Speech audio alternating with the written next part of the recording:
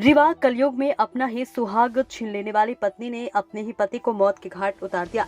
लोग कहते हैं कि जन्म जन्मांतर तक रिश्ता निभाने की कस्में तो खाते हैं, लेकिन यह भी कहावत है कि अगर नारी दुर्गा का रूप बन जाए तो वह किसी हद तक जाने के लिए तैयार रहती है।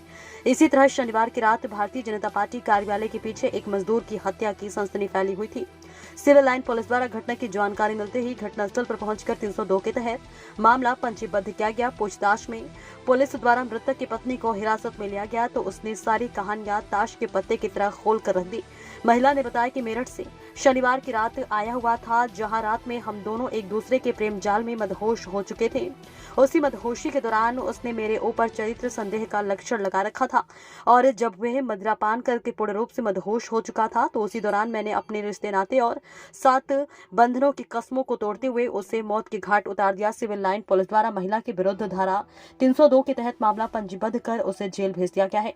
सवालिया निशान यह है कि अगर किसी भी व्यक्ति के ऊपर प्राण घातक हमला होता है तो उसके मुंह से चिल्लाने की आवाज तो निकलेगी। घटनास्थल से लगे हुए दीवानों के अंदर सो रहे लोगों को चिल्लाहट गूंज की आवाज तक सुनाई नहीं दी। आखिर क्या कहानी है और क्या नहीं, यह तो भगवान और पुलिस ही जाने। एक ब्लाइंड मर्डर की जानकारी मिली थी, जिसमें मौके पर हमारी पूरी टीम ने पहुंचकर वहां अपनी घटनास्थल का सघन निरीक्षण किया। मौके पर फिंगरप्रिंट की टीम भी रही साथ में, और वहां पर हमारे सभी अधिकारियों ने पहुंचकर जब घटना का विवेचना प्रारंभ की तो उस दौरान जो मृतक है श्यामलाल कोल, उनकी जो पत्नी है गुड्डी कोल, उनके द्वारा भ्रमित करने का प्रयास किया गया।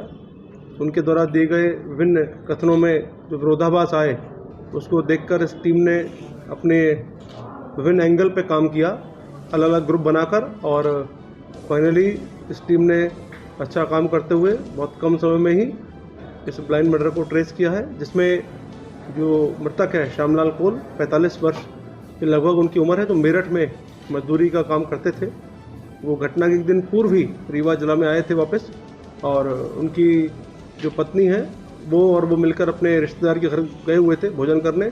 लौट के आने के बाद एक निर्माणाधीन मकान में उन्होंने रात को विश्राम किया, जहाँ जो वर्तमान में स्थिति है, वर्तमान में जो पूछताछ के दौरान विवेचना के दौरान निकल कर आया है, वो पत्नी से लगातार जो झगड़ा हो रहा था और विभिन्न कारणों से दोनों में तनाव लगातार बना हुआ था।